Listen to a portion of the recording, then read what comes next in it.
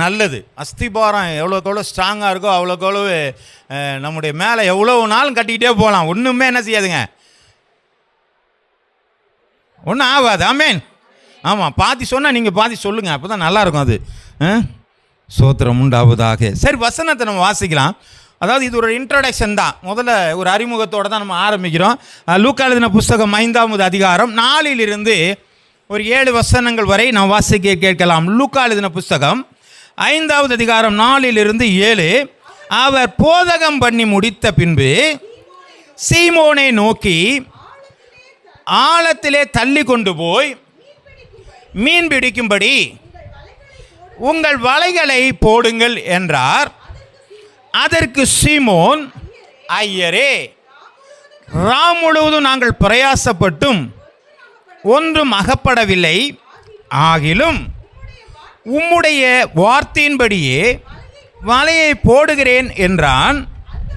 அந்தபடியே அவர்கள் செய்து தங்கள் வலை கிழிந்து போகத்தக்கதாக மிகுதியான மீன்களை பிடித்தார்கள். அப்பொழுது மற்ற படகில் இருந்த கூட்டாளிகள் வந்து தங்களுக்கு உதவி செய்யும்படிக்கு சைகை காட்டினார்கள். அவர்கள் வந்து 2 படகுகளும் அமிழத்தக்கதாக நிரப்பினார்கள். ஆமென். கர்த்தருடைய நாமம் மகிமைப்படுவதாக. இந்த பேதுருடைய வாழ்க்கையில் ஒரு மிகப்பெரிய தோல்வி. இவன் வழக்கமான மீன் பிடிக்கிறவன் தான், இவனுடைய தொழிலே மீன் பிடிக்கிறவன் தான். ஆனால் அவன் பிரயாசப்பட்டு என்ன கிடச்சிச்சுங்க, அவனுக்கு ஒன்றுமே இல்லை. ஒரு சின்ன குட்டி மீன் கூட அவன் அகப்படாதபடிக்கு அவன் வெறுமனே வந்து அவன் கரையிலே வலையை என்ன செஞ்சிட்டு இருக்காங்க, அலசி கொண்டிருந்தான். அப்பொழுது ஆண்டவர் என்ன செய்கிறாரு, உன்னுடைய படகை எனக்கு கொஞ்சம் கொடுப்பான்னு சொன்னோன்னா படகை கொடுத்தான். அதில் நின்று அவர் பேச ஆரம்பிக்கிறாரு. அவர் பேச்சை கேட்டுகிட்டே அவர் என்ன பண்ணுறாருங்க, வலையை என்ன பண்ணாருங்க, ரிப்பேர்லாம் பார்க்கல, அதில் பார்த்தீங்கன்னா வலையை அலசிட்டு இருக்கிறான் இல்லைங்களா. அப்போ வலையை அலசிட்டு இருக்கிறத நம்ம பார்க்குறோம். அப்போ கர்த்தருடைய நாமம் மகிமைப்படுவதாக. அப்பொழுதுதான் இந்த வசனங்கள் இந்த இடத்துல வருகிறது. இதில் நமக்கு என்னங்க தெரிந்து கொள்ளலாம் என்று சொன்னால், அவன் இவ்வளவு நாள் பிரயாசப்பட்டான், ராம் முழுவதும் பிரயாசப்பட்டான், தன்னுடைய திறமைகள் எல்லாம் அவன் காட்டினான், அவனுக்கு தெரிந்த தொழில் யுக்திகள் எல்லாம் அவன் பயன்படுத்தினான். ஆனாலும் ஒன்றும் அகப்படாத ஒரு நிலை. ஆமென். ஆனால் இப்பொழுது தேவனுடைய வார்த்தையை கேட்ட பிற்பாடு 2 படகு அமிழத்தக்கதான மீன்கள் அவனுக்கு என்ன செய்துங்க, நிரம்பி கிடைக்கிறதை பார்க்கிறோம். ஹல்லேலூயா, ஹல்லேலூயா. நாம் ஒன்றும் இல்லாதவர்களாக, எந்த விதத்திலும் பயனற்றவர்களாக நாம் இருந்தாலும் கூட ஆண்டவர் பயனுள்ளவர்களாக, நிறைவுள்ளவர்களாக, உயர்வுள்ளவர்களாக மாற்ற தேவனாலே கூடும். ஆமென், ஆமென், ஆமென், ஆமென். ஹல்லேலூயா. அப்போ தேவன் நம்மளை உயர்த்த கூடுமானால் அவர் கொண்டு போய் அப்படியே தூக்கி கொண்டு போய் வைக்க மாட்டாருங்க. அந்த உயர்வுக்கான நம்மிடத்திலே சில மாற்றங்கள் வேண்டும் என்று தான் இந்த பகுதியில் பார்க்குறோம். இதில் என்ன மாற்றங்கள் இருந்தது என்று சொல்லி பார்த்தால், இப்போ முதல்ல பார்க்குறோம். முதல்ல அவர் என்ன சொல்கிறாரு, அவர் போதகம் பண்ணி முடித்த பின்பு வாசிங்க, சீமோனை நோக்கி ஆழத்திலே தள்ளி கொண்டு போய் மீன் பிடிக்கும்படி உன் வலைகளை போடுங்கள் என்று சொன்னார். ஹல்லேலூயா. இப்போ அந்த யோசனையை கொஞ்ச நேரம் பாருங்க. இவருக்கு இப்போதான் புதுசாக மீன் பிடிக்க போறாரா? அப்போ எப்போ பிடிச்சாரு? அவர் நைட் டியூட்டி பார்த்துட்டாரு. ஏற்கனவே அவர் என்ன பண்ணுறாருங்க, ராம் முழுவதும் என்ன பண்ணியிருக்காருங்க, ராம் முழுவதும் பிரயாசப்பட்டாரு. திரும்பி ஆண்டவர் என்ன பண்ணுறாரு, திரும்பி போய் வலையை போடுங்கிறாரு. அப்போ பகலில் மீன் பிடிக்க மாட்டான், மீன் கிடைக்காது. ஆனால் ஆண்டவர் என்ன சொல்கிறாருங்க, வலையை போடு. அப்போ அங்கே ஆண்டவர் ஒரு கட்டளையை அங்கே அவன்கிட்ட கொடுக்கறத பார்க்குறோம். நீ ராம் முழுவதெல்லாம் பிரயாசப்பட்டிருக்கலாம்பா, நீ கஷ்டப்பட்டிருக்கலாம்பா, நான் சொல்கிறேன் நீ போடு, அதான் வார்த்தை. அடுத்த ஒரு காரியத்தை வாசிங்க. அதற்கு சீமோன், ஐயரே, ஒன்றும் அகப்படவில்லை, ஆகிலும் உம்முடைய வார்த்தையின்படியே வலையை போடுகிறேன் என்றான். அப்போ என்ன சொல்கிறாரு, நீ நான் ராமுலையும் உனக்கு கிடைக்கல, ஆனாலும் உங்கள் வார்த்தையின்படியா நான் என்ன செய்கிறேங்க, நான் போடுகிறேன். ம் ஆ ஆ ஆ அமிழத்தக்கதான சைகை காட்டினார்கள், வந்து 2 படகுகள் அமிழத்தக்கதான நிரப்பினார்கள் என்று சொல்லி பார்க்கிறோம். இப்போது நம்முடைய வாழ்க்கையில் நிரம்பி வழிகிற ஒரு அனுபவம் தேவை, அப்படி தானே? எதாக இருந்தாலும் ஒரு நிரம்பி வழிகிற அனுபவம் இல்லைங்களா? சாதாரண பானையில் சோறு வேகிறத காட்டிலும் பொங்கி வரும்பொழுது அதுக்கு ஒரு மகிழ்ச்சி இருக்குமா இருக்காதாங்க? ஆமேன். ஒரு வளர்ச்சி அதில் வரும்போது எல்லாருக்கும் ஒரு ஆசை இருக்கும். அப்போது ஒரு நம்முடைய வாழ்க்கையில் ஒரு பொங்கி வழுகிற நிறைந்து வழிகிற ஒரு அனுபவத்தை தான் இந்த வேதம் சொல்கிறது. அதற்கு என்ன காரியங்கள்லாம் 3 காரியங்களை அவர்கள் செய்கிறான், 4வது காரியம் அவருக்கு வந்து விடுகிறது. இந்த 3 காரியங்கள் என்ன என்று சொன்னால், முதலாவதாக ஆண்டவருடைய வார்த்தையை ரெஸ்பான்ஸ் பண்ணுகிறான். ஆமேன். ரெஸ்பான்சிபிலிட்டி. முதலாவதாக ஆண்டவருடைய வார்த்தையை அவன் என்ன செய்கிறாங்க, மதிப்பு கொடுக்கிறான். எதை பற்றியும் கவலைப்படலை. சொன்னவர் ஆண்டவர் சொல்கிறார். ஒருத்தர் சொல்கிறாரியா நான் செய்கிறேங்கிற அந்த வார்த்தைக்கு ரெஸ்பான்ஸ் பண்ணுகிற காரியம், ரெஸ்பான்சிபிலிட்டி முதலே தேவை. நம்முடைய வாழ்க்கையில் ஒரு வார்த்தை நமக்கு வருகிறது என்று சொன்னால் அதற்கான மதிப்பு கொடுக்கிற அளவு நம்மகிட்ட இருக்கணும். வார்த்தை தானே, கடவுள் தானே சொன்னார், பைபிள் தானே சொல்லுது, நமக்கு ஒரு நாளும் விளங்காதுங்க. ஆனால் அவன் நான் முழுதும் பிரயாசப்பட்டேன், ஆனாலும் உம்முடைய வார்த்தையின்படியாக. ஹல்லேலூயா, ஹல்லேலூயா. அப்போ அந்த வார்த்தைக்கு அவன் கீழ்படுகிறான், ரெஸ்பான்ஸ் பண்ணுகிறான். கடவுளுடைய வார்த்தைக்கு அவன் ரெஸ்பான்சிபிலிட்டி. 2வது ஒரு காரியம் அவன்கிட்ட இருந்துச்சுன்னா அவைலபிலிட்டி. அப்படின்னு என்னங்க, அவன் அவைலபிளாக இருந்தான். எதுக்கு அவைலபிளாக இருந்தான்? வார்த்தைக்காக மாத்திரம் இல்லை, அவன் முழுதும் பிரயாசப்பட்டாலும் இன்னும் ஒரு முறை அவன் கடலுக்கு போவதற்கு அவன் ஆயத்தம் உள்ளவனாக இருக்கிறான். காலத்தை கொடுக்குறான், அவைலபிலிட்டியாக இருக்கிறான். கர்த்தர் சொன்ன வார்த்தையை நான் போகிறேன் ஆண்டவரேன்னு சொல்லி அவைலபிள் பண்ணிக்கிறான். தன்னுடைய வேலையெல்லாம் இருக்கட்டும், பகலில் வேலை இருக்கட்டும், நான் தூங்கணும், ராத்திரி பூரா நான் வேலை செஞ்சேன், பகலில் தூங்கணும், அதெல்லாம் கிடையாது. நீங்கள் சொல்லிட்டீங்களா ஆண்டவரே, என் காலத்தை உன்ட்ட கொடுக்குறேன். அவைலபிலிட்டி 2வது காரியம். முதல் காரியங்கள் ரெஸ்பான்சிபிலிட்டி. கொஞ்சம் மாறி வருவோம் இல்லைங்களா? அப்படின்னா என்ன இருக்குங்க, ஒருவர் கொடுக்கிற வார்த்தைக்கு மரியாதை கொடுக்கிற ஒரு அனுபவம். 2வது அவைலபிலிட்டி, அவர் சொன்ன வார்த்தைக்கு காலத்தை அவன் கொடுக்கிறவனாக இருந்தான். 3வது காரணம் வந்து எதுனா சின்சியாரிட்டி. ஹல்லேலூயா. அந்த சின்சியாரிட்டிலாம் கொஞ்சம் அவர் தடுமாறிட்டார். ஆண்டவர் சொன்ன போய் வலையாக போடுனார், இவர் வலைகளை என்ன செய்யாங்க போடுனார். இவர் என்ன பண்ணுறாருங்க, அது கொஞ்சம் கவனிச்சுட்டு பார்த்துருக்கீங்களா? கொஞ்சம் வாசிங்களா அதையும். முதல் வசனம் 4வது வசனத்தை வாசிங்க. முடித்த பின்பு மீன் பிடிக்கும்படி உங்கள் வலைகளை போடுங்கள் என்று சொன்னால், ஏன் என்று சொன்னால், நீ ஒரு மீனுக்கு லாட்டரி அடிச்ச வேண்டாம், உனக்கு நிறையா மீன் கொடுக்க போகிறேன், வலைகளை போடு அப்படிங்கிறாரு.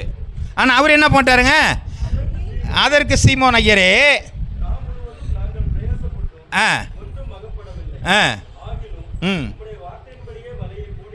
என்ன போறாருங்க, வாக்கின்படியே வலைய போறேன்னாரு. அவர் வலைகளை போடுங்கன்னாரு. இவர் எதை போட்டாருங்க, வலைய போட்டாரு. அவர் வலைகளை போட சொன்னார், இவர் வலைய போட்டாரு. ஆனா என்ன பண்ணுச்சுங்க, வலைய கிழிஞ்சிரும் போல இருக்கு.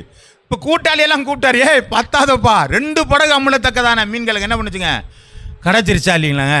அப்போ அவன் சின்சியராக இருக்கணும். எதில், ஏய் வலைகளை போடனா வலைகளை தான் போடணும், எதை போடக்கூடாது, வலையை போடக்கூடாது. சின்சியாரிட்டி தேவை. இந்த 3 அவன்கிட்ட இருந்துச்சுன்னா எலிஜிபிலிட்டி. ஹல்லேலூயா. அவன் தகுதி உள்ளவனாக மாறுகிறான். 3 காரியங்கள் நம்ம இடத்துல இருக்கணும். 1 ரெஸ்பான்சிபிலிட்டி, அவைலபிலிட்டி, சின்சியாரிட்டி. 3 இருந்தால் என்ன இருக்குங்க, எலிஜிபிலிட்டி. ஹல்லேலூயா. வித்தியாசமாக இருக்கா? சரி, தொடர்ந்து நாம் ஜெபம் பண்ணுவோம், தலைகளை தாழ்த்துவோம். பரிசுத்தமும் நீதியும் நிறைந்த எங்கள் நல்ல பிதாவே, ஆண்டவரே, பேதுரு இந்த நாட்கள் எங்களுக்கு ஒரு மாதிரியாக, ஆண்டவரே, நல்ல ஆண்டவரே, வார்த்தைக்கு ஒரு ரெஸ்பான்சிபிலிட்டியாக, ஒரு நல்ல அவைலபிலிட்டியாக, ஆண்டவரே, சின்சியாரிட்டியாக அவன் இருந்தபடினாலே அவன் ஒரு ஊழியக்காரனாக, உம்முடைய அப்போஸ்தலனாக, ஆண்டவரே உம்முடைய ஊழியத்தினுடைய தலைமைத்துவ ஒரு எலிஜிபிலிட்டியாக அவன் மாறினதை போல ஆண்டவரே, நாங்கள் இந்த 3 காரியங்களை கொடுக்கும் பொழுது நாங்களும் உங்களுக்கு தகுதி உள்ளவர்களாக எங்களை மாற்றுங்க. ஆண்டவரே உம்முடைய கரத்தில் எங்களை தாழ்த்துகிறோம், பொறுப்பெடுத்துக் கொள்ளும். மீட்பர் இயேசுவின் நாமத்தில் ஜெபிக்கிறேன் நல்ல பிதாவே. ஹல்லேலூயா. அப்போ முதலாவது நம்ம பார்க்குறோம் அந்த ரெஸ்பான்சிபிலிட்டி, அது எப்படி நாம் கொடுக்கறது, எதற்கு நாம் கொடுக்க வேண்டும் அப்படின்னு போட்டோம்னா, எரேமியா எழுதின புஸ்தகம் 15வது அதிகாரம் 16வது வசனத்தை நாம் வாசிக்க கேட்கலாம்.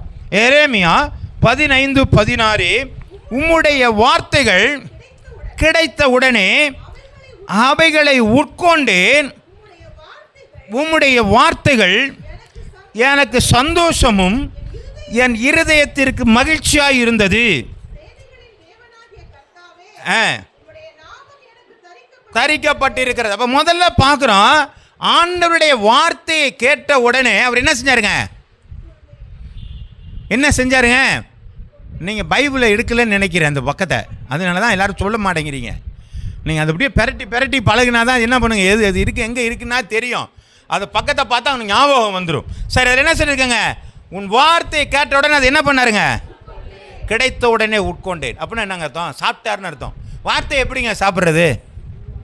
ஆமாம், அது அப்படியே பார்த்தீங்கன்னா அந்த வசனம் எனக்குள்ளே ரொம்ப அப்படியே சந்தோஷத்தை கொடுக்கக்கூடியதாக இருக்குது. எந்த வார்த்தையாக வேணாலும் இருக்கலாம். அது எச்சரிப்பின் வார்த்தையாக இருக்கலாம், ஆசீர்வாதத்தின் இருக்கலாம், ஆலோசனையான வார்த்தைகளாக இருக்கலாம். எதுவாக இருந்தாலும் எனக்குள்ளே அது எப்படி நான் உட்கொண்டேன் அப்படிங்கிறான். அப்படியே அது அவனுக்குள்ளே என்ன உட்கொண்டானா என்ன ஆகுங்க? உள்ளே பூரா செரிச்சிருச்சுன்னு அர்த்தம். உள்ளே பூரா போயிருச்சு.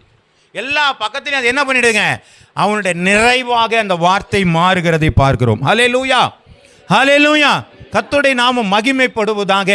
நீங்கள் தேவனுடைய வார்த்தை முதலாவது ஒரு வார்த்தையை கேட்டோன்னே அது உங்களுக்கு உள்ளாக போகுமானால் அது உங்களுக்கு ஆசீர்வாதத்தை கொடுக்கும். ஹல்லேலூயா. அந்த உட்கொள்கிற காரியம் தான் நம்மள்ட்ட இல்லை. வாசிக்கிற காரியம் நிறையா இருக்குது. நம்மள்ட்ட நிறையா பைபிளை வாசிப்போம். நம்ம எந்தெந்த இடத்துல வருதோ எல்லாத்தையுமே நம்ம என்ன பண்ணுவோம்? பார்த்துக்கிட்டே இருப்போம். ஆனால் அந்த காரியத்தில் நம்ம என்ன பண்ணுறாங்க?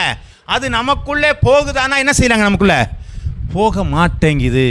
ஹல்லேலூயா. புரியுதுங்களா? சரி, இன்னொரு வசனத்தை கூட வாசிக்கலாம். எபிரேயர் 4வது அதிகாரம் 12வது வசனம். எபிரேயர் 4:12. தேவனுடைய வார்த்தையானது ஜீவனும் வல்லமையும் உள்ளதாயும் இருபுறமும் கருக்குள்ள எந்த பட்டயத்திலும் கருக்கானதாயும் ஆத்துமாவையும் ஆவியையும் கணுக்களையும் ஊனையும் பிரிக்கத்தக்கதாக உருவ குத்துகிறதாயும் இருதயத்தின் நினைவுகளையும் யோசனைகளையும் இருக்கிறது. ஹல்லேலூயா. அப்போ வசனம் எப்படி இருக்குன்னு போட்டிருக்கு. ஆமே. இன்னொரு முறை கூட வாசிக்கலாமா? தேவனுடைய வார்த்தையானது ஜீவனும் வல்லமையும் உள்ளதாக இருக்கிறது. அப்போ வார்த்தை எப்படி இருக்குதுங்க?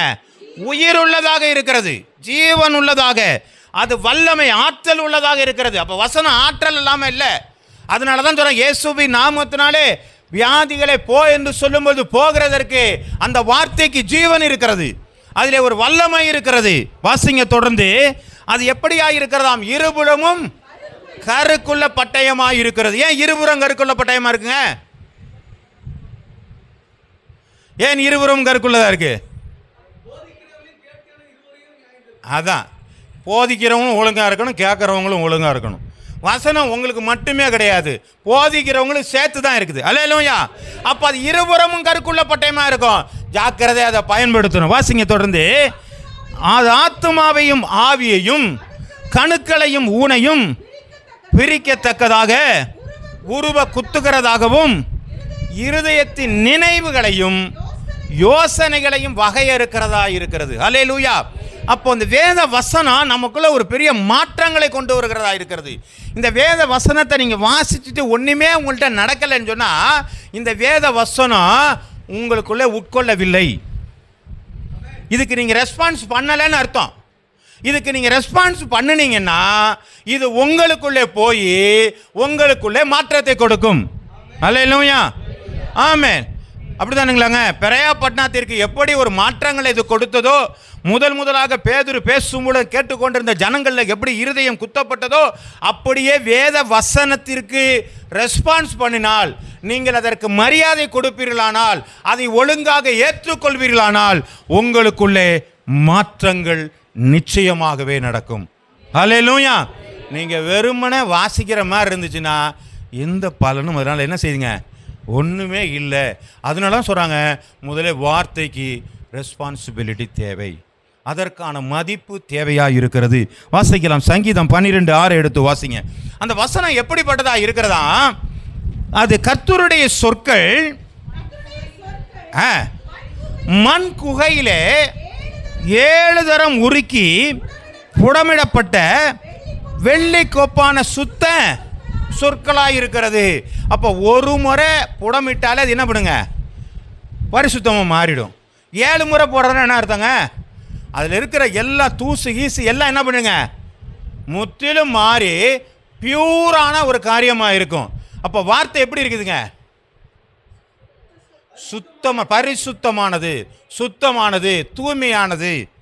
அப்போ இப்படிப்பட்ட ஒரு வார்த்தை, அப்படிப்பட்ட ஒரு வார்த்தையை நம்ம எப்படி எடுத்துக்கிறாங்க? அப்படிப்பட்ட வார்த்தையை நம்ம எப்படி வாசிக்கிறோம்? அப்படியே வாசிக்கிறோம். அதற்கான மதிப்பு தேவை. நீங்கள் ஒரு வார்த்தை படித்தாலும் சரி, 2 வசனத்தை படித்தாலும் சரி, அதற்குள்ளே இருக்கிற ஜீவன் உங்களுக்குள்ளே வருமானால் உங்களுக்கு ஆசீர்வாதம் உண்டாகும். அதுதாங்க உங்களை மாற்றத்துக்கே கொண்டு வரும். அதுதான் உங்களுக்கு உயர்வுக்கான ஒரு அடிப்படையான காரியங்கள். அவன் அப்படி ஆண்டவரை நான் அதெல்லாம் ஒன்றும் கேட்க முடியாது ஆண்டவரை, ராம் முழுக்க வச்சு ரொம்ப கஷ்டப்பட்டுருக்கிறேன், அதெல்லாம் நீ உனக்கு தெரியுமா உனக்கு அப்படின்னு கேட்டுக்கலாம்ல? கேட்கலாம்லங்க? ஏய்யா நீ என்ன செம்போடவரா? நீ மீன் பிடிக்கிறாளா?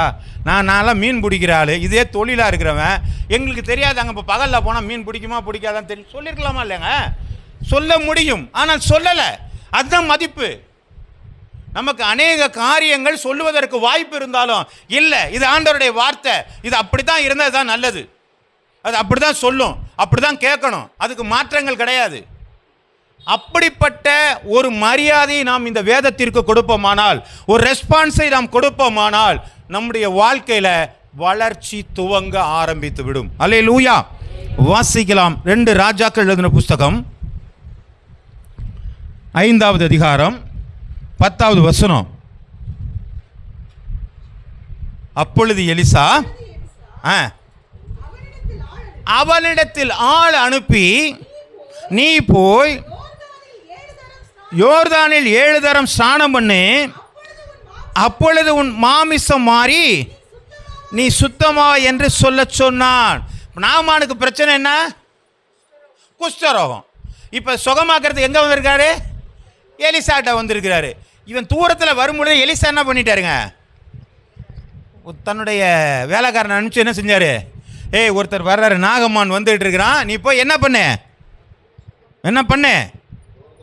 யோர்தானுக்கு போய் நீங்கள் சொல்லுங்களேங்க, ஆமாஞ்சாமி போடுற மாதிரி சொல்லுங்கள். அது என்ன பண்ண? அந்த பைபிள் வசனத்தை தான் 7 தரம் என்ன பண்ணுங்க?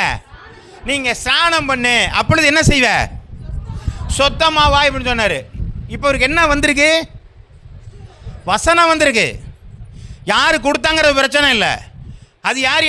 அவர் ஒரு ஊழியக்காரன், ஒரு தீர்க்கதரிசி. அந்த தீர்க்கதரிசி மூலமாக ஒரு வார்த்தை வருகிறது. இவன் ஒன்று என்ன கேட்டிருக்கணும்? அப்படியான்னு போய் 7 தரம் முடிஞ்சிருக்கணும். இப்போ இவர் என்ன பண்ணுறாரு? எங்களில் பர்பாரெல்லாம் இல்லையா, எங்கள் ஊரில் நதியெல்லாம் இல்லையா, எங்கள் ஊரில் கங்கை இல்லையா, யமுனை இல்லையா, சரஸ்வதி இல்லை, இப்படியெல்லாம் பேசிட்டுலாம் இல்லை.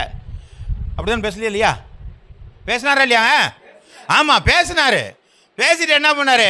அந்த எலியா கூப்பிட்டு வந்து என் கையில் எல்லாம் எண்ணெயை பூசி உட்காந்து மேனக்கிட்ட அந்நிய பாசையெல்லாம் பேசி ஆண்டவரை ஆசீர்வதிச்சுட்டு ஒரு 1/4 மணி நேரம் நின்று ஜெபம் பண்ணா இது சுகமாகன்னு இவன் நினச்சிக்கிட்டு இருக்கிறான். ஆமென். அதனால தான் குஷ்டரோகியாகவே இருந்தான்.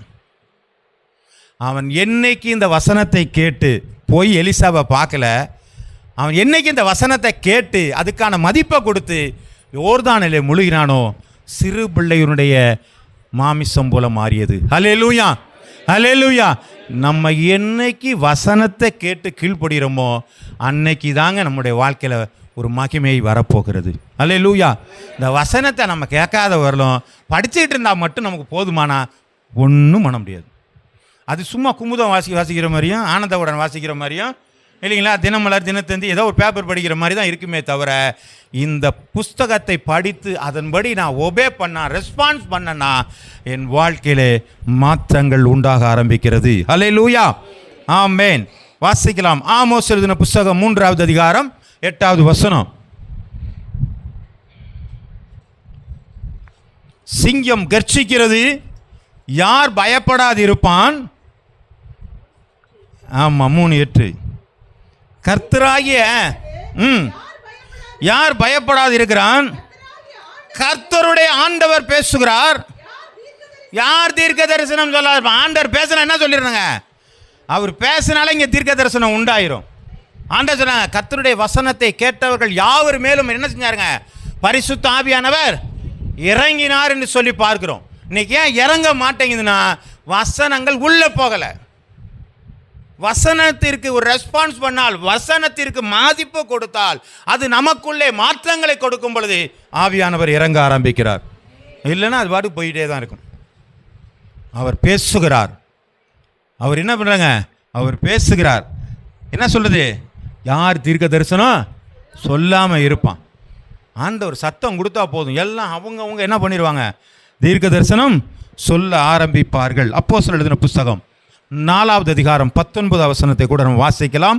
பேதுருவும் யோவானும் அவர்களுக்கு பிரதியுத்தரமாக, தேவனுக்கு செவி கொடுக்கிறதை பார்க்கிலும் உங்களுக்கு செவி கொடுக்கிறது தேவனுக்கு முன்பாக நியாயமாயிருக்கும். ஆண்டவருடைய வார்த்தையை, ஆண்டவர் சொல்ல சொன்னதை பேதுரு அந்த இடத்துல பிரசங்கிக்கிறான். அங்கே இருக்கிறவங்க தடை செய்கிறார்கள். அப்போ என்ன சொல்கிறார் அவரு? தேவனுக்கு செவி கொடுக்குற நீலாம் இனிமேல் பேசக்கூடாதுப்பா. அந்த மாதிரிலாம் நீ அல்லேலியெல்லாம் சொல்லக்கூடாது. பக்கத்து வீட்டில் என்ன சொல்லுவாங்க? நீ என்ன அல்லேலியெல்லாம் பாட ஆரம்பிக்கிற? அதெல்லாம் சொல்லக்கூடாது. நீ என்ன ஜெபமெல்லாம் ஆரம்பிக்கிற? ரொம்ப பக்தியாக ஆரம்பிச்சா அதெல்லாம் செய்யாத, அதெல்லாம் தேவையே கிடையாது. என்ன வசனம் சொல்லுதுங்க? தேவனுக்கு செவி கொடுக்கறத காட்டிலும் உனக்கு செவி கொடுக்கறது தேவனுக்கு முன்பாக நியாயமாக இருக்குமா? ரோட்டில் போகிறவன்லாம் சொன்னால் அதை கேட்கறதுக்கு நம்ம ஆயத்தமாக இருக்க முடியாது. தேவன் சொல்லியிருக்கிற ஜெபம் பண்ணா, பாட்டு பாடுனா பாட்டு பாட வேண்டியதுதான். ஆமே, அடுத்தவங்களுக்காக நம்ம என்ன செய்ய வேண்டியது இல்லைங்க, பயப்பட வேண்டிய பத்தலை. ஆமாம், இல்லைங்க, நாங்கள் இருக்கிற ஏரியா இல்லை, உங்களுக்கு இருக்கிற ஏரியாவில் தாங்க ஆண்டவர் இருக்கிறாரு. சின்னவனை 1000 சிறியவனை பலத்த ஜாதியுமா ஆக்குவேன்னு சொன்னா, ஒருவன் 1000 பேரை துரத்துவான், 2 பேர் 10000 பேரை துரத்துவான். நான் நீங்கள் 1000ல் ஒருவனாக இருந்துட்டு நம்ம என்ன பண்ணுறாங்க? என்னங்க ஒன்றும் சொல்ல மாட்டேங்கிறீங்க? கோலியாத் பெரிய ஆளு தான், ஆனால் விருத்த சேதனம் இல்லாத மனுஷன். அவன் சொல்கிறான், அவ்வளோ பெரிய மனிதன், விருத்த சேதனம் இல்லாத மனுஷன், இவன் எப்படா ஏன் தெய்வத்தை குறை சொல்லுவான்னு சொல்லி ஒரு சாதாரண மனுஷன் போய் என்ன பண்ணிட்டாங்க? ஒரு கல்லில் கீழே தாச்சிட்டு போயிட்டான். அதுதான் ஆண்டவருடைய பிள்ளை. அதுதான் சத்தத்தை கேட்குற ஆள். நம்ம அடுத்தவங்களுக்காக பயப்படுற ஆள் நம்ம என்ன செய்ய முடியாது? இருக்கிறவர்களாக இருக்கக்கூடாது. ஹல்லேலூயா. எதை கண்டும் பயப்படாங்க. எது நடக்குமோ அது நடக்க தான் செய்யும். ஆண்டவருடைய சித்தம் இல்லாமல் ஒன்றும் உங்களுக்குள்ள வரவே வராது. இந்த வசனத்தை நம்ம புரிஞ்சுக்கிட்டால் எந்த இடத்துல நம்ம என்ன செய்ய மாட்டாங்க? பயப்படவே மாட்டோம். ஹல்லேலூயா, ஹல்லேலூயா, ஆமென். கர்த்தருடைய நாமம் மகிமைப்படுவதாக. வாசனத்தை வாசிக்கலாம். யோவான் எழுதின புஸ்தகம் 12வது அதிகாரம் 48வது வசனம். என்னை தள்ளி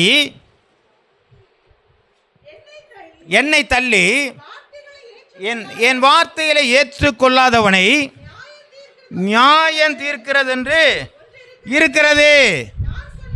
நான் சொன்ன வசனமே அவன் கடைசி நாட்களில், ஐயா வசனத்தை பூரா கேட்டுட்டீங்க, நீங்கள் ஆண்டோடைய வாசனத்தை ஏற்றுக்கொள்ளாமலும் அதை தள்ளி வச்சிங்கன்னா இந்த வசனம் ஒரு நாள் நியாயம் தீர்க்க போகிறது. அல்லேலூயா. அப்போ இந்த வசனத்துக்கு நம்ம எவ்வளோ மரியாதை கொடுக்கணும் வச்சுக்கிங்க. எனக்கு எதுவுமே தெரியாதுங்க, ரட்சிப்புனா என்னன்னு தெரியாதுங்க, புரியுதுங்களா? மாற்றம்னா என்னன்னு தெரியாதுங்க, தேவ சாயல்னா என்னன்னு தெரியாதுங்க, இப்படி எதுவும் சொல்ல முடியாது. எல்லாமே நமக்குள்ளே வந்துருச்சு. அப்போ எல்லாம் வந்தோம், இதுக்கு நான் செவி கொடுக்கலை என்று சொன்னால் ஒரு நாள் இந்த வசனமே நம்மளை நியாயம் தீர்க்க போகிறது. ஆமென். அன்னைக்கு யார் தப்ப முடியும்? அல்லேலூயா. அப்போ நம்ம வசனத்துக்கு முதல்ல என்ன பண்ணணுங்க? என்ன பண்ணணும்? அல்ல, அது நம்ம இப்போ பேசியிருக்கோமே, அது மாதிரி சொல்லுங்கள். இல்லையே, இப்போ நம்ம பேசணுமே. ரெஸ்பான்சிபிலிட்டி, மதிப்பு கொடுக்க வேண்டும். நீங்கள் தேவ வசனத்திற்கு மதிப்பு கொடுங்கள். நீங்கள் ஆண்டோடைய வார்த்தைக்கு நீங்கள் மதிப்பு கொடுக்காம அதை சாதாரணமாக நினச்சிங்கன்னா அந்த வசனம்தான் பின்னாடி பெருசாக எழும்பி நியாயம் தீர்க்க போகிறது. அல்லேலூயா, அல்லேலூயா.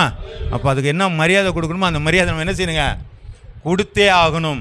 ஆகவே அந்த பேதுரு ஆண்டோடைய வார்த்தைக்கு அவன் கீழ்ப்படிந்தான். நான் முழுதும் பிரயாசப்பட்டேன்யா, இன்னும் இல்லையேங்கிறதெல்லாம் கிடையாது, திரும்ப போகிறேன்னு சொல்லி அந்த மரியாதை எவ்வளோ கஷ்டமாக இருந்தாலும் மரியாதை கொடுத்தான் பாருங்க. அந்த காரியம்தான் முதலாவதாக அவனை உயர்த்துவதற்கான ஒரு காரியமாய் அமைந்தது. அவன் போகலைன்னா என்ன கிடைக்காதுங்க, 2 படகு அமிழத்தக்கதான மீன் கிடைக்கவே கிடைக்காது. அப்போ போகாமல் இருக்கிறதான நான் முதல்ல போகிறேன்ட்டான், உம்முடைய வார்த்தையின்படி போகிறேன், அதான் ரெஸ்பான்ஸ். சரி, 2வது ஒரு காரியத்தை நம்ம பார்க்குறோம். அப்போ வார்த்தையினாலே தேவனுடைய வார்த்தையை நாம் புரிந்திருப்போமானால் தேவ சித்தம் நமக்கு என்ன செய்யுங்க, வெளிப்பட ஆரம்பிக்கும். அதுதான் அவனுக்கு ரெட்டிப்பான நன்மைகளை 2 படகு அமிழத்தக்கதான், அதான் தேவ சித்தம். ஒன்றும் இல்லாமல் வராதடா உனக்கு நான் தரேன்டான்னு சொல்லி ஆண்டவர் என்ன செஞ்சாங்க, 2 படகு அமிழத்தக்கதான மீன் கொடுத்தாரு. அப்போ வார்த்தையை கேட்கும் பொழுது அவனுக்கு என்ன பண்ணுங்க, ஒரு பெரிய ஆசீர்வாதம், ஒரு தேவ சித்தம் அந்த இடத்துல வெளிப்பட்டது. 2வது காரியம் அவைலபிலிட்டி, இல்லையா, காலத்தை தருதல். இந்த அவைலபிலிட்டியும் நமக்கு என்ன செய்யுங்க, அதிகமாக தேவை. இது நம்ம தான், இதெல்லாம் நமக்கு நிறையா பிரச்சனை இருக்குது. நீ வசனத்தை கேட்கனா கூட ஊன்றாங்கன்னு சொல்லிடுவோம். ஆனால் இந்த இடத்துல நம்ம வாசிக்கலாம். எஸ்தர் எழுதின புஸ்தகம் 4வது அதிகாரம் 14வது வசனம். நீ இந்த காலத்திலே மௌனமாய் இருந்தால் யூதருக்கு சகாயமும் ரட்சிப்பும் வேறொரு இடத்திலிருந்து எழும்பும், அப்பொழுது நீயும் உன் தகப்பன் குடும்பத்தாரும் அழிவீர்கள். நீ இப்படிப்பட்ட காலத்திற்கு உதவியாய் இருக்கும்படி உனக்கு ராஜ்ய மேன்மை கிடைத்திருக்கலாமே, யாருக்கு தெரியும் என்று சொல்ல சொன்னான். ஹல்லேலூயா. இப்போ மொர்தெகாய் எஸ்தரிட்ட சொல்றா, இந்த காலத்தில் நீ மௌனமாக இருக்காதே, இப்போ ராஜாட்ட போய் பேசு, எல்லாரும் யூதர்களை அழிக்க போகிறாங்கன்னு ஒரு செய்தி வந்திருக்கு, போய் சொல்லு அப்படின்னு சொல்லும் பொழுது எப்படி போகிறது, அவர் கோலை எடுத்து நீட்டிலலாம் கொன்னுடுவாங்களே அப்படிலாம் சொல்லும் பொழுது மொர்தெகாய் சொல்கிறான், இப்படிப்பட்ட காலத்தில் மௌனமாக இருந்தால் யூதருக்கு சகாயம் ரட்சிப்பும் நீ தான் ஆளுன்னு நினச்சிக்காத, வேற ஒரு ஆளை ஆண்டவரால் என்ன செய்ய முடியுங்க, கொண்டு வர முடியும். ஆனால் என்ன சொல்லியிருக்கீங்க, அப்பொழுது நீயும் தகப்பன் குடும்பத்தாரும் அழிவீர்கள். இப்படிப்பட்ட காலத்திற்கு உதவியாக இருக்கும்படி உன் ராஜ்யத்திற்கு உனக்கு மேன்மை. நீ எஸ்தரே, நீ ராஜாவானதுக்கு காரணம் சொகுசாக வாழ்கிறதுக்கு இல்லை, இந்த மாதிரி காரியத்தில் உதவியாக இருக்கும்படியாக தான் உன்னை என்ன செஞ்சுருக்கிறாரு, ஆண்டவர் வைத்திருக்கிறார். ஹல்லேலூயா, ஹல்லேலூயா. இப்போ இந்த காரியத்தை பார்த்தீங்கன்னா ஒவ்வொருவருக்கும் ஒரு காரியத்தை ஆண்டவர் கொடுத்துருக்கிறார். எங்கேயோ இருந்த பட்டுக்கோட்டில் இருந்த ஆளை என்ன இந்த இடத்துல என்ன செஞ்சாருங்க, ஆண்டவர் கொண்டு வந்திருக்கிறார் அப்படின்னு சொன்னால் எங்கெங்கிட்ட சுற்றினேன், அப்படி பண்ண இது பண்ண அதெல்லாம் செஞ்சேன், கடைசியாக பார்த்தீங்கன்னா ஒரு இடத்துல கொண்டு நினச்சிருக்கிறாரு. இதுதான் தேவ திட்டம். ஹல்லேலூயா. இதுதான் தேவன் நினைத்திருக்கிற காரியம். இதுலேருந்து நான் என்ன செய்ய முடியாது, விலக முடியல. நானும் எவ்வளோ மல்லு கட்டி அங்கிட்டு எல்லாம் இல்லாமல் முடியவே முடியாது. ஏன் என்று சொன்னால் இதைத்தான் ஆண்டவர் விரும்புகிறார். அதே போல நம்மை ஒவ்வொருவரையும் ஆண்டவர் தெரிந்தெடுப்பதற்கு ஒரு நோக்கம் இருக்கிறது. எஸ்தரை போல ஒரு உயர்வை நமக்கு கொடுத்திருக்கிறார் என்று சொன்னால் ராஜ மேன்மையாய் வாழ்வதற்காக மாத்திரமல்ல, அந்த இடத்துல உதவிக்கான காரியங்கள் அந்த இடத்துல உண்டாக போகிறது. நீ உதவியாய் இரு என்று சொல்லித்தான் ஒரு மனிதனுக்கு மேன்மையை ஆண்டவர் கொடுத்திருக்கிறார். அல்லேலூயா, அல்லேலூயா. அப்போ அந்த காரியத்தில் நாம் சரியாக இருக்கிறோமா? எல்லாம் இல்லைங்க, எனக்கு நான் சர்ச்சுக்கு போகிறேன் வர்றேன்னு இல்லை. உங்களை எந்த இடத்துல கொண்டு வந்து வச்சிருக்கிறாரோ, எந்த இடத்துல ஒரு அலுவலகத்தில் வச்சிருக்கிறாரோ அந்த இடத்துல ஒரு நோக்கம் இருக்கிறது. ஆமே, இந்த அலுவலகத்தில் இருக்குன்னா அந்த அலுவலகத்தில் ஏதோ ஒரு நோக்கம் இருக்குது. நான் டிரான்ஸ்போர்ட்டில் அங்கேருந்து நாங்கள் இங்கே வந்ததுக்கப்புறம் பார்த்தீங்கன்னா இங்கே வந்தோன்னே ஒரு ப்ரேயர் ஆரம்பித்தேன். தமிழ்நாடு முதல்ல வந்து போக்குவரத்து பணியாளர் ஜப ஐக்கியம்னு சொல்லி ஒன்று ஆரம்பித்தேன். அப்போ இது நடத்த கொஞ்ச நாள் ஆரம்பிக்கும் பொழுது திடீர்னு எனக்கு திருநெல்வேலியிலேருந்து ஒருத்தர் ஃபோன் பண்ணுறாரு, யார் ப்ரேயர் நடத்துறதுண்ணா? நான் தான் நடத்துகிறேன், என்ன விஷயம் சொல்லுங்கள் அப்படின்னு. ஐயா, நாங்கள் தமிழ்நாடு முழுவதும் போக்குவரத்து பணியாளர்லாம் சேர்ந்து நாங்கள் ஜெபம் பண்ணிகிட்டு இருக்கிறோம், திருச்சிக்கு மட்டும் எங்களுக்கு ஆள் இல்லைன்னு யோசிச்சுக்கிட்டு இருக்கிறோம், நீங்கள் ப்ரேயர் நடத்துகிற எங்களுக்கு தெரியாத ஐயான்னாரு. நான் 2 வருஷமாக நடத்திக்கிட்டு இருக்கிறேன். ஆமே. இன்றைக்கு 3 மிஷினரிகளை அது என்ன பண்ணுறாங்க, சப்போர்ட் பண்ணிகிட்டு இருக்கிறாங்க. இந்த திருச்சியில் இருக்கிற அந்த போக்குவரத்து பண்ண ஆரம்பித்து வச்ச அந்த போக்குவரத்து பணியாளோட ஜெபைக்கும் 3 மிஷினரிகளை சப்போர்ட் பண்ணிகிட்டு இருக்கிறாங்க. வருகிற 27ஆம் தேதி அதற்குடைய மீட்டிங், அதனுடைய மாநில மகாநாடு இங்கே நடக்க போகுது. நம்முடைய தெப்பக்குளம் ஸ்கூலில் நடக்க போகுது. இப்போ பாருங்க, இப்போ என்ன கொண்டு வந்து இந்த டிரான்ஸ்போர்ட்டில் வச்சிருக்கிறான்னா ஏதோ ஒன்று செய்ய வச்சிருக்கா. அது என்ன என்ன என்ன என்ன இல்லையா, அவனுக்கு வேலை பார்க்க தான் கொண்டு வந்துருக்க. இல்லை இல்லை, என்னை வேலைக்காக வைக்கல, வேற ஏதோ ஒன்று செய்ய வச்சிருக்கிறாரு. அதை நீங்கள் தேர்ந்து கண்டுபிடிச்சிருக்கானால் உங்களுடைய வாழ்க்கையில் ஒரு உயர்வை கண்டுபிடிக்கும். இன்றைக்கி தமிழ்நாட்டில் இருக்கிற அத்தனை டிரான்ஸ்போர்ட்டில் இருக்க முக்கியமான அந்த லீடர்ஸ் பூரா என் பேர் தெரியும். அந்த உயர்வு வருவதற்கான காரணம் என்ன? அப்போ ஏதோ ஒன்று செய்ய சொல்லியிருக்க, அந்த காரியத்தை செஞ்சதுனால தான் இன்றைக்கி என்ன பண்ணுதுங்க, அந்த காரியங்கள் வாய்க்க பண்ணுகிறது. ஹல்லேலூயா. கர்த்தருடைய நாமம் மகிமைப்படுவதாக. நீங்கள் அந்த காலத்தை நீங்கள் கொடுப்பவர்களாக இருப்பீர்களா? அந்த அம்மா உட்காந்து ஜெபம் பண்ணுது. 3 நாள் எனக்காக நீங்கள் ஜெபம் பண்ணுங்க, நாங்கள் ஜெபம் பண்ணுறோம், கர்த்தர் அந்த காரியத்தை செய்வான்னு சொல்லி அந்த அம்மா காலத்தை கொடுக்க ஆரம்பிக்கிறது. ஹல்லேலூயா. எனக்கு ராஜ்யம் வேணும், நீங்கள் கடா குட்டிச்சோரா போடன்னு சொல்லிட்டு விடலை. சோத்திரம் உண்டாவதாக. வாசிக்கலாம். 1 சாமுவேலுக்கு எழுதின புஸ்தகம் 17வது அதிகாரம் 29வது வசனம். அதற்கு தாவீது, நான் இப்பொழுது செய்தது என்ன? நான் வந்ததற்கு முகாந்திரம் இல்லையா? இப்போ என்ன கேட்குறாருங்க, அவங்க அண்ணனுங்களுக்கெல்லாம் ஒரு ஈட்டபிள்ஸ் கொண்டு வர்றதுக்காண்டி வந்திருக்கிறாரு. ஆனால் இங்கே நடக்கிற பிரச்சனையை பார்த்தோன்னே இவர் என்ன சொல்கிறாரு, ஏய் என்னை கொண்டு வந்ததுக்கு நோக்கம் இருக்குப்பா. இப்போ தன்னை அவைலபிள் ஆக்கிக்கிட்டாரு. எதுக்கு அவைலபிள் ஆக்கிட்டாரு? கோலியாத்தோட சண்டை போடுறதுக்கு தன்னை என்ன பண்ணிட்டாருங்க, தன்னை தயார்படுத்திக்கிட்டாரு. ஏன்? நீ தீனி கொடுக்க வந்தவன் தான் சொல்லி விட்டு ஓடலை. அந்த கோலியாத்தை ஜெயிப்பதற்காகத்தான் என்னை இந்த இடத்துல கொண்டு வந்திருக்கார். கர்த்தர் இந்த இடத்துல கொண்டு வந்ததற்கு முகாந்திரம் இல்லையா? தன்னை அதுக்குள்ளே கொண்டு போய் சேர்த்துக்கிறாரு. நம்ம என்ன பண்ணுறோங்க, ஒரு ப்ரேயருக்கு வாங்கன்னா என்ன பண்ண மாட்டேங்கிறோம், உள்ளே சேர மாட்டேங்குது. ஏங்க? அவைலபிளாக இல்லைங்க. நீங்கள் அவைலபிளாக இல்லைன்னா உங்களோடு கூட கர்த்தர் இடைபடுகிற காரியங்களும் குறைந்து போய்கொண்டே இருக்கும். அவன் முழுவதும் பிரயாசப்பட்ட மனிதன், அவன் அவைலபிள் ஆக்கிட்டான். பகரவாயில்ல, பகலையும் நான் உனக்காக போகிறேன் ஆண்டவரேன்னு சொல்லி அவன் போனதினால்தான், தன் காலத்தை திரும்பவும் அவன் கொடுத்ததினால்தான் 2 படகு அமிழத்தக்கதான மீன் அவனுக்கு கிடைத்தது. ஹல்லேலூயா. நீங்கள் முதல்ல அவைலபிளாக மாறிக்கிங்க. ஆண்டவருக்கென்று உங்களை நீங்கள் என்ன பண்ணிக்கிங்க. அவைலபிள்னா என்னன்னு சொல்கிறது புரியுதா? இல்லை, அது எப்படி சொல்கிறதுன்னு எனக்கு புரியல. அவைலபிள் இல்லை, ஆயத்தம்லாம் கிடையாது. அது ஒரு நேரத்தை எனக்கு நான் விட்டு கொடுக்குறது. ஆண்டவருக்குன்ற நேரத்தை விட்டு கொடுப்பது, அப்படி தான் வச்சுங்க. ஆண்டவருக்குன்னு நேரத்தை விட்டு கொடுக்குறேன். முழுதும் பிரயாசப்பட்டார், பரவாயில்ல, இன்னொரு ஆஃப் டே உனக்கு விட்டு கொடுக்குறேன் ஆண்டவரை. அதான் அந்த மாதிரி தான், அதான் அவைலபிலிட்டி. நான் நேரத்தை கொடுக்குறேன், ஜெபிக்கிறதுக்கு நேரம் இருக்கானா? ஆமாம், ஜெபிக்கிறதுக்கு நேரத்தை நான் ஒரு மணி நேரம் கொடுக்குறேன் ஆண்டவரை. அம்மே கொடுக்குறதுக்கு நம்ம அவைலபிள் ஆகுறாங்க. நம்ம கொடுப்போமா? மாட்டேங்கிறோம். 8:30 மணிக்கு சர்வீஸ்னால் என்ன பண்ணுறாங்க, 8:30க்கு தான் அப்படியே நூல் போட்ட மாதிரி வரும். ஐயா, உனக்கு ஒரு பிரச்சனைனா ஆண்டவரை நூல் போட்டு மாதிரி வருவாரா? கொஞ்சம் லேட்டாக வந்தால் என்ன ஆகுங்க? ஆக்சிடென்ட் ஆகி ஐசியூவில் இருக்கிறோம். மூச்சு பேச்செல்லாம் இன்னும் ஒரு 2 நிமிஷம் தாங்க தாங்கும், இதுக்கு மேலே தாங்காது. ஆண்டவர் 1/4 மணி நேரம் கழிச்சு வரு. லாசர் மாதிரி என்ன பண்ணார், ஒரு 2 நாள் கழிச்சு வந்தால் என்ன இருக்கு நம்ம நிலைமை? அப்போ எவ்வளோ அவைலபிள் ஆகிக்கிறோம். ஆண்டவரே பாருங்க, ஆண்டவரே பாரு, ஆண்டவரே அது செய்யுங்க, ஆண்டவரே. எவ்வளோ நேரத்தை நம்ம கொடுக்க முடியுது? ஆனால் இந்த ஒரு ப்ரேயருக்கு வருவதாகிலும் ஒரு ஜபத்திற்கு நேரத்தை கொடுக்கறதுக்கும் அவைலபிள் ஆக்கிக்க மாட்டேங்கிறோம், நேரத்தை கொடுக்க மாட்டேங்கிறோம். நீங்கள் எப்போ நேரத்தை கொடுக்குறீங்களோ உங்களோட வாழ்க்கையில் ஒரு புதிய ஆசீர்வாதம், ரெட்டிப்பான நிரம்பி வழிகிற ஒரு அனுபவத்தை கொடுப்பதற்காகத்தான் நீங்கள் அவரை அவைலபிள் ஆக்கிக்கணும். அவரை உங்களுக்குள்ளே கொண்டு வர தான் உங்களுடைய வாழ்க்கையில் மேன்மை உண்டாகும். வாசிக்கலாம் தொடர்ந்து. லூக்கா எழுதின புஸ்தகம் 19வது அதிகாரம் 2 - 4 வசனங்கள் வரை வாசிங்க.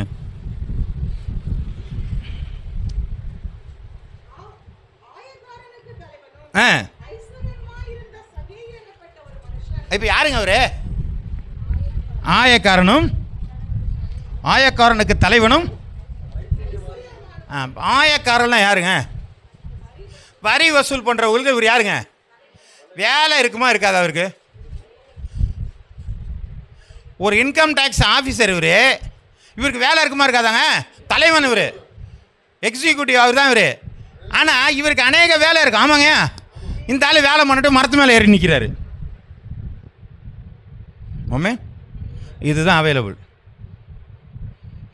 தன்னை ஆண்டவரை பார்க்கறதுக்காக தன்னுடைய நேரத்தை ஒதுக்குனாரு. ஏசு யாரா, எல்லாம் ஊரு பூரா பேசிகிட்டு இருக்கிறாங்களே, ஏசு யாரான்னு பார்க்கறதுக்காக தன்னுடைய நேரத்தை, ஒரு இன்கம் டேக்ஸ் எக்ஸிக்யூட்டிவ் ஆஃபீஸரே நேரத்தெல்லாம் விட்டுவிட்டு எங்கே ஏறினாருங்க? மரத்தில் ஏறி நிற்கிறாரு. இப்போ இந்த அளவிற்கு தன்னை நேரத்தை கொடுத்ததுனால தான் அவன் வாழ்க்கையில் ஆபிரகாமுடைய குமாரனாய் மாறினான். ஹல்லேலூயா, ஹல்லேலூயா. கர்த்தருடைய நாமம் மகிமைப்படுவதாக. இன்னொரு ஆஃபீஸரை பார்ப்போம். தானியேல் எழுதின புஸ்தகம் 6வது அதிகாரம் 10வது வசனம். தானியேலோ வென்றால் அறிந்த போதிலும் தன் வீட்டுக்குள்ளே போய் தன் மேல் அறையிலே எருசலேமுக்கு நேராக பலகணிகள் திறந்திருக்க அங்கே தான் முன்பு செய்த வந்தபடியே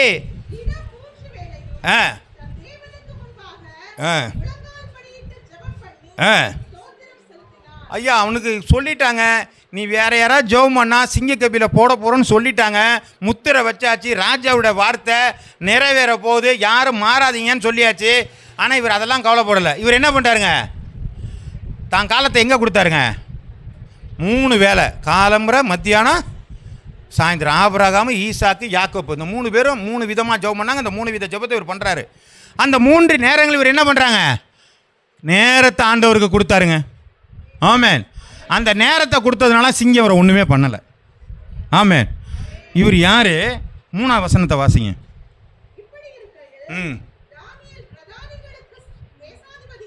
பிரதானிகளுக்கும் தேசாதிபதிகளுக்கும் மேற்பட்டவன். இதை எப்படி இருக்கிறாருங்க? அவரே தேசத்திற்கே அதிபதியாக இருக்கிறவன்.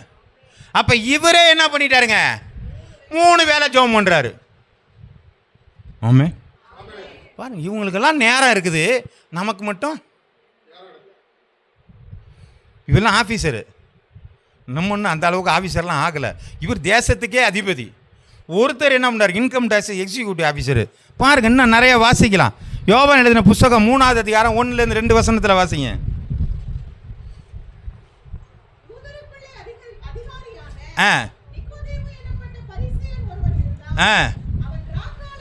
இப்போ இவர் யாருங்க? யூதருக்குள்ள அதிகாரி. இவரும் ஒரு ஆஃபீஸர் தான். இவருக்கு பகல் கூற நேரம் இல்லைனாலும் எப்போ வந்து பார்க்குறாருங்க? ராத்திரிலையாவது வந்து என்ன பண்ணிட்டாருங்க? இவர் தான் இயேசுவை சிலுவையிலேருந்து இறக்கி அடக்கம் பண்ணுறதுக்கு இவர் தான் கடைசியாக உதவி செய்தார். இவர் ஒரு ரகசிய கிறிஸ்தவனாக இருந்தார். அல்லேலூயா. அப்போது இவங்கெல்லாம் தங்களுடைய நேரத்தை கொடுக்க கொடுக்க கொடுக்க தான் அவங்களுடைய வாழ்க்கையில் ஒரு பெரிய ஆச்சரியமும் அற்புதமும் நடக்க ஆரம்பிக்கிறது. அல்லேலூயா. தானியேலுடைய வாழ்க்கையில் அற்புதம் ஏன் நடந்துச்சுன்னா காலத்தை கொடுத்துருந்தான். சகேயுடைய வாழ்க்கையில் அற்புதம் ஏன் நடந்துச்சுன்னு சொன்னால் அவர் ஆண்டவருக்குன்னு நேரத்தை என்ன செய்தாருங்க? கொடுத்துருந்தால் ஆபிரகாமுடைய குமாரன் எண்ணப்பட்டான். இந்த இடத்துல நம்ம வாசிக்கிறோம், அந்த நிக்காதேமு ஆண்டவருடைய வார்த்தையை அவன் கேட்பதற்காக ராக்காலத்தை தன்னுடைய காலத்தை கொடுத்ததுனாலே அவனுக்கு ரட்சிப்பு ஆண்டவருக்குள்ளாக வந்தது. அல்லேலூயா. நாம் எப்போ காலத்தை கொடுக்குறோமோ அந்த காலத்தில் தாங்க நம்ம உயர்த்துவார். அல்லேலூயா, அல்லேலூயா. நீங்கள் ஆண்டவருக்குன்னு நேரம் ஒதுக்காமல் ஒரு 24 மணி நேரத்தை நீங்கள் வச்சுருந்தீங்கன்னா உங்களுடைய வளர்ச்சியே கிடையாதுங்க. ஆமாம், ஏங்க அப்படி சொல்கிறீங்க? அப்படி தான் வேதம் சொல்லுது. நம்ம ஆண்டவருக்குன்னு ஒரு நேரத்தை கொடுக்கணும். ஒரு நாளைக்கு 24 மணி நேரம். 24 மணி நேரத்தில் தசம பாகம் எவ்வளோ நேரங்க?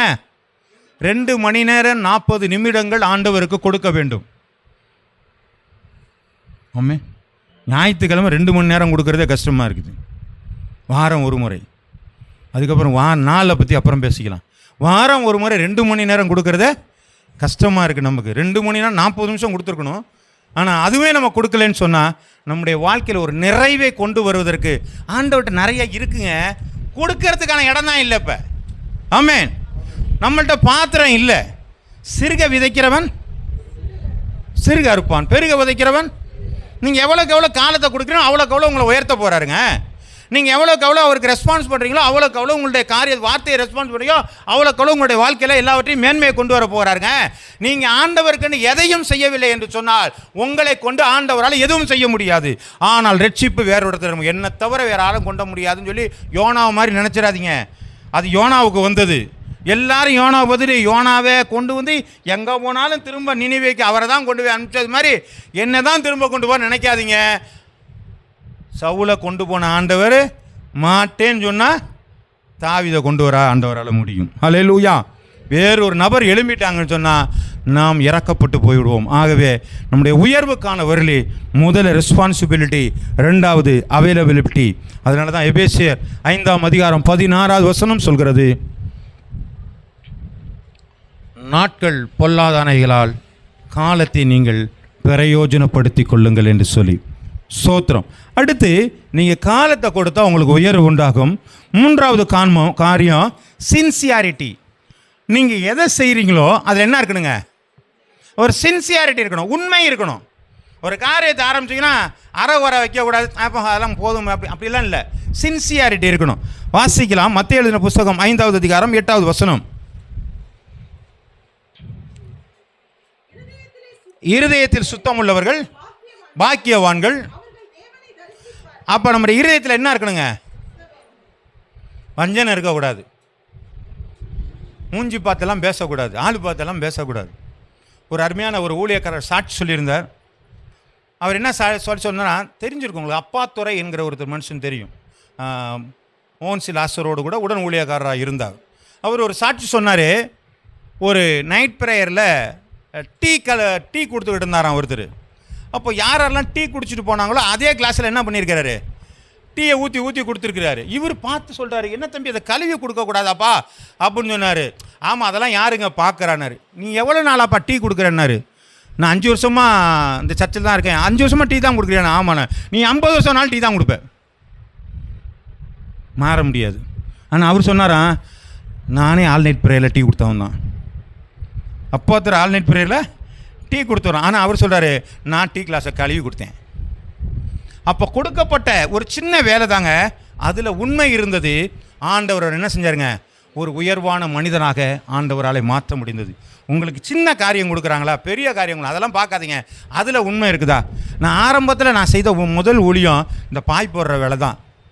காலம்பரை எந்திரிச்சு சைக்கிள் எடுத்துகிட்டு நேராக, வண்டியெல்லாம் இல்லை, அவ்வளோ பெரிய பெருமையான வண்டியெல்லாம் கிடையாது. சைக்கிள் எடுத்துகிட்டு போய் எங்கள் பாஸ்டர் வீட்டில் தான் அன்றைக்கி வருவார்ல 28ஆம் தேதி, அவர் தான் அந்த பாஸ்டர்.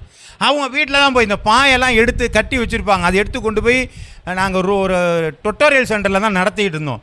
அதை கூட்டி அதில் தான் பாய் போடுற வேலை தான் இருந்துச்சு. நான் போனேன். அதுக்கப்புறம் என்னோட ஒரு தம்பி வந்தார்.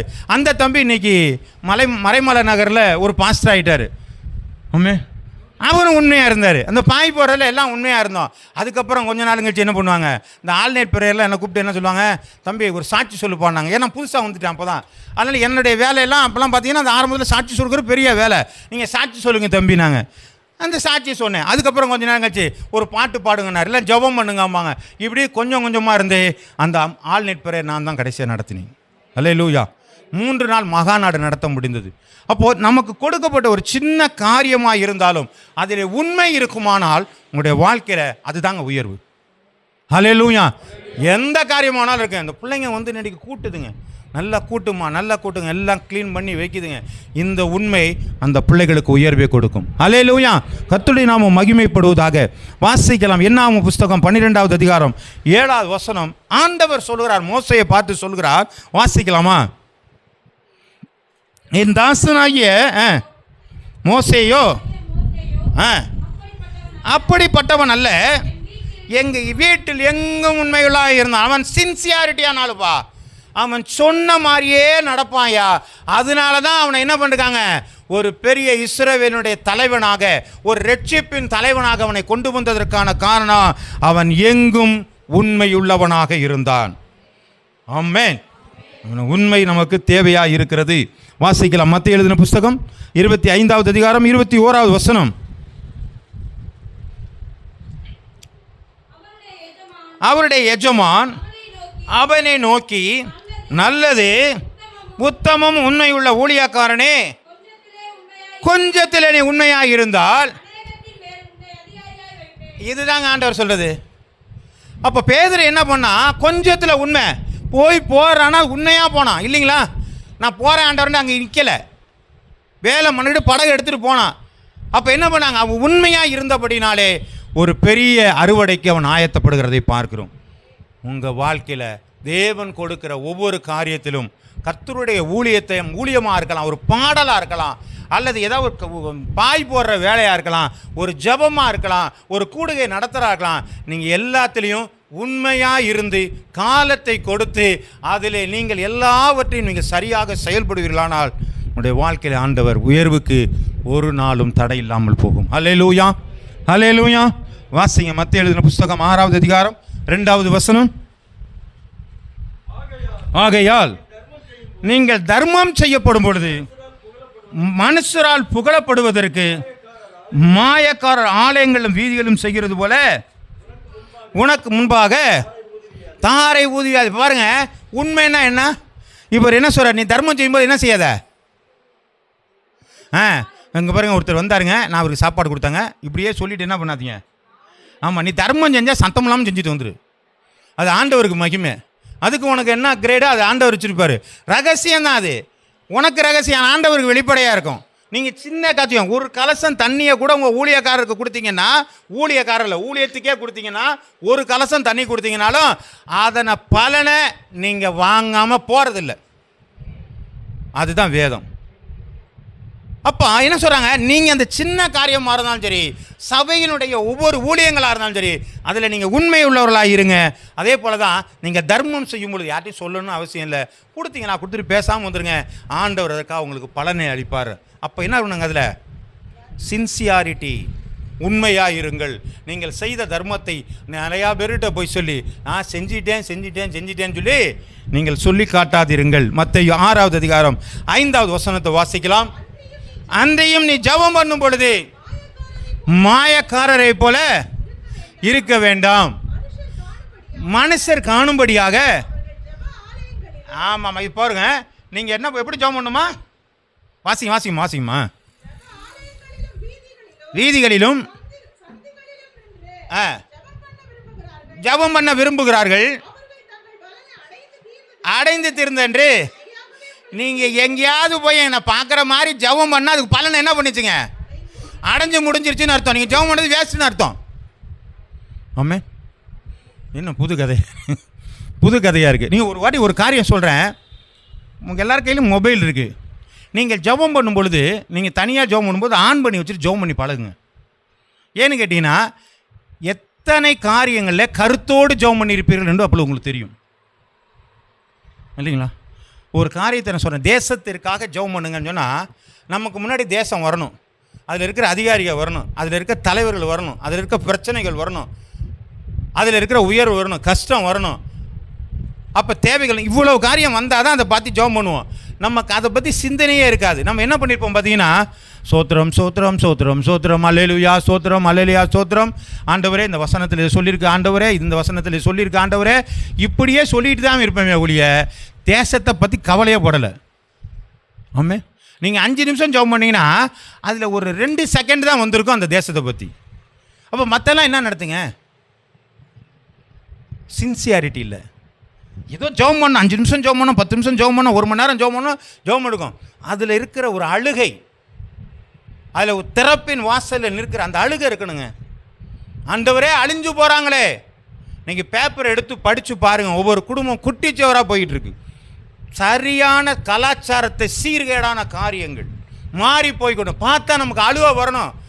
ஆண்டவரே, அது வெளியில் இருக்கிற நம்ம ஊருக்குள்ளே வருகிறதற்கு எவ்வளோ நேரம் ஆகும், அல்லது நம்முடைய குடும்பத்திற்குள் வருகிறதற்கு எவ்வளோ நேரம் ஆகும், வெளியில் இருக்கிறதான அவ்வளோ பிரச்சனைகள் குடும்பத்திற்கு வருவதற்கு எவ்வளோ நேரம் ஆக போகிறது, அதை குறித்து நம்ம பாரப்படலையாங்க. அதை குறித்து சிந்தனை வந்தால், ஆண்டவரே இதை மாற்றுங்கன்னு சொல்லி ஜெபம் பண்ணுவோம்.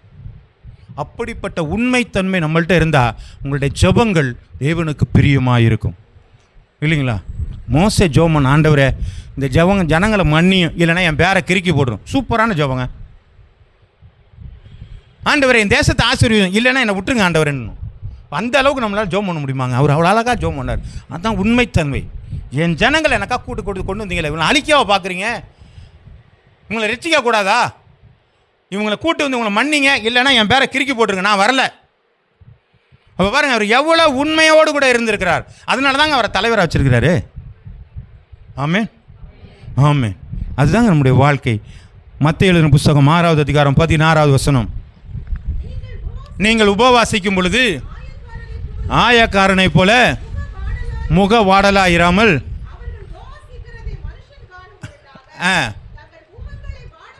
ஆமாம், நம்ம உபவாசம் பண்ணும் பொழுது, வீட்டில் உபவாசம் பண்ணும்போது பார்த்தீங்கன்னா ஃபோன் பண்ணி என்ன சொல்லிவிடுவோங்க, இன்றைக்கி வராதிங்க, நாங்கள் ஃபாஸ்டிங் இருக்கிறோம். யாராவது பார்த்தீங்கன்னா, இல்லை இன்றைக்கி கொஞ்சம் ஃபாஸ்டிங்காக இருக்கிறேன், அதனால் கொஞ்சம் டயர்டாக இருக்கிறேன், எல்லா காரையும் சொல்லிவிடுவோம் நம்ம. ஆமாம், பழக்கம் இல்லையோ?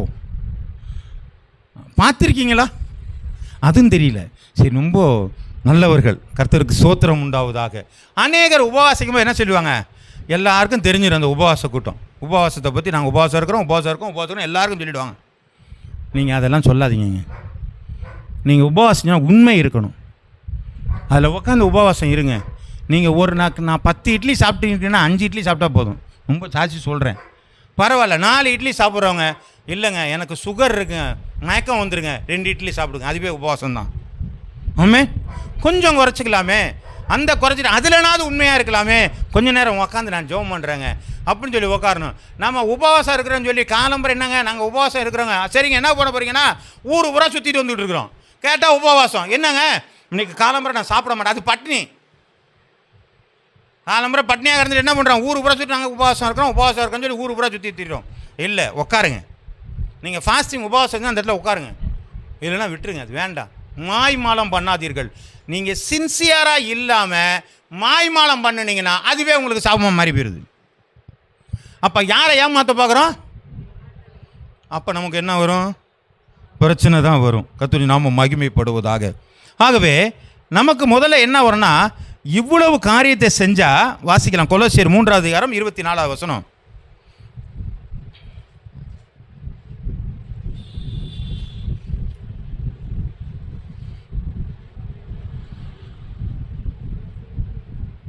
எதை செய்தாலும் எடுத்துட்டீங்களா? கொலோசியர் எடுத்து இல்லையா? ஒரு புக் இருக்கா? வாசிங்க. எதை செய்தாலும் மனுஷருக்காக செய்யாதீங்க. எதை செஞ்சாலும் மனுஷருக்காக செய்யாதீங்க, கர்த்தருக்காக செய்ய. அதாங்க சின்சியாரிட்டி. நீங்கள் எதை செஞ்சாலும் மனுஷருக்காக செய்யாமல் கர்த்தருக்குன்னு செய்யுங்க, அதான் உண்மை. அந்த உண்மை தான் உங்களை ஆசீர்வதிக்க போகுது. அப்போ 3 காரியத்தை நான் சொல்லிட்டேன். பேதுரு இந்த 3 காரியம் இருந்தது, அவன் வாழ்க்கையில் ஒரு நிறைவை பெற்றான். பொங்குகிற வாழ்வு. ஒரு மீன் கூட கிடைக்காதவனுக்கு 2 படகு அமலத்தக்கதான ஒரு நிறைவு எப்போ கிடைக்குதுன்னு சொன்னால், முதல்ல அவன்கிட்ட ஆண்டவருடைய வார்த்தையின் மேல் ஒரு ரெஸ்பான்சிபிள் இருந்தது, ஒரு மதிப்பு இருந்தது. ஆண்டவருடைய வார்த்தைக்கு தன்னை அவைலபிள் ஆக்கி கொண்டான். 3வது காரியம், அவர் சொன்ன வார்த்தைக்கு சின்சியரான காரியம். போய் மீன் பிடிக்க போனான், பெரிய காரியங்கள் அவனுக்குள்ளாக நடந்தது. பார்க்குறோம், ஒரு இந்த பரிபூரணம் சொல்லுவாங்க இல்லையா, அது 3 காரியங்கள் இருக்குது. ஒன்று பரிபூரணம், சம்பூரணம், பூரணம், சம்பூரணம், பரிபூரணம். பூரணங்கிறது கொஞ்சம், பரிபூரணது சம்பூர்ணங்கிறது அதோட கொஞ்சம் கூற. பரிபூர்ணங்கிறது என்ன இருக்குங்க, முற்றிலும் நிறைவான காரியங்கள். அதுதான் சொல்கிறாருங்க, நீங்கள் பரிபூரணராக மாறும்படியாக உங்கள்கிட்ட முழுசும் நிறைவாக மாறணும். வாசிக்கலாமா? நீதிமொழிகள் 28வது அதிகாரம் 20வது வசனம். நீதிமொழிகள் 28:20. உண்மையுள்ள மனுஷன் பரிபூர்ண ஆசீர்வாதங்களை பெறுவான். அப்போ நம்ம உண்மையாக, சின்சியராக, அவைலபிளாக, ரெஸ்பான்ஸாக நாம் இருக்கும் பொழுது பரிபூர்ணம் அடைகிறவர்களாக இருக்கிறோம். ஹல்லேலூயா. இது எத்தனை பேருக்கு ஆசை இருக்குது பரிபூர்ணமாக இருக்கணும்னு சொல்லி? ஆமென், ஹல்லேலூயா. நம்ம அதுக்கு தாங்க நம்மளை அழைச்சிருக்கிறார். நம்மளை யாரையும் ஆண்டவர் விட்டு கொடுக்கறது கிடையாது, எல்லாரையும் நிறைவாக வைக்கணும்னு தான் ஆண்டவர் வச்சிருக்கிறார். நம்ம ஒவ்வொரு நாளும் சபையில் ஒன்று சொல்லும் பொழுது யாரையும் குற்றப்படுத்துவதற்கான இந்த வார்த்தை அல்ல, நாம் வளர்ச்சிக்கான ஒரு காரியம். இதெல்லாம் நமக்கு தெரியாமல் இருக்கலாம், இன்றைக்கி தெரிஞ்சுக்கிட்டோம். நாம் மாறப்போகிறோம். நாம் ஒரு நாள் கொஞ்சம் கொஞ்சமாக நாம் மாறி பரிபூர்ணம் அடையும் பொழுது தேவ வருகையில் தேவனோடு கூட எடுத்துக்கொள்ளப்பட போகிறோம். ஹல்லேலூயா. எடுத்துக்கொள்ளப்படுது இல்லையா? ஆமே. ஆட்டத்துக்கு இல்லையா? கையை தூக்கிறீங்களே? ஆமாம், எல்லாரும் போகிறோம். ஆமேன். எல்லாரையும் ஆண்டவர் அழைக்க தான் போகிறோம். அதுக்கு தான் வந்துருக்குறாங்க சபைக்குள்ளாக. கொஞ்சம் தான் வளர்ச்சி. 1ஆம் கிளாஸ் படிக்கிற பிள்ளைக்கு SLC தெரியுமாங்க, அல்லது +2 தெரியுமாங்க, அடுத்தடுத்து படித்து தான் அங்கே போகிறோம். அது மாதிரி தான் நம்ம எல்லாமே கொஞ்சம் குறை உள்ளவர்கள் தான். கொஞ்சம் கொஞ்சமாக நம்மளும் என்ன பண்ண போகிறோம், மாறி தான் நம்ம என்ன செய்ய போகிறோம், போக போகிறோம். ஹல்லேலூயா. 3 காரியங்கள். 1 ரெஸ்பான்சிபிலிட்டி, அவைலபிலிட்டி, சின்சியாரிட்டி, எலிஜிபிலிட்டி. இந்த 3 இருந்தால் யூ ஆர் அன் எலிஜிபிள். நீங்கள் மாறப்போகிறீர்கள். அதற்காக நாம் தலைகளை தாழ்த்தி ஜெபம் பண்ண போகிறோம். ஸ்தோத்திரம். ஆண்டவரே, எங்களை தகுதியுள்ளவர்களாக நீங்கள் மாற்றுகிறீர்கள். ஆண்டவரே,